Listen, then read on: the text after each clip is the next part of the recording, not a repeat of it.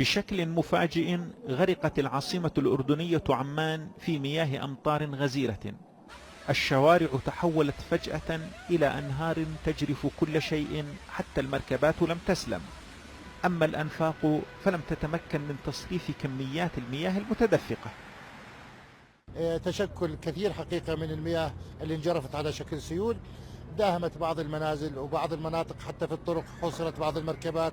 للأسف 3 بنايات، البناية تقريبا كل بناية 10 شقق، جاي في منسوب منخفض، داهمتها المياه، بالتالي طابق الباركينج والتساوي كله غمرته المياه. للأسف غير أنه في بعض عدد من المركبات غمرت بالمياه، إلا أنه كانت إحدى الشقق بقطنها أخ من إخواننا العاملين الوافدين المصري الجنسية، كان له طفلين داخل البيت، قضوا في هذا الحادث.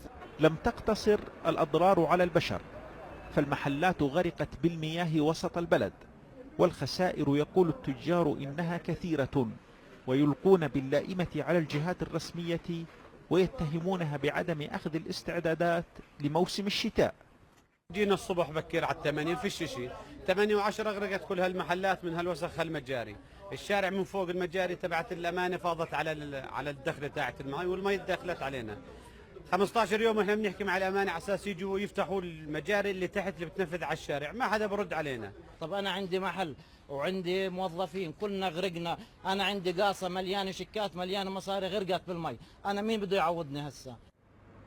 شبكة تصريف المياه لم تتحمل غزارة المطر، مما أدى إلى ازدحامات مرورية خانقة وتعطيل حركة السير لساعات طويلة وإغلاق شوارع وطرقات رئيسة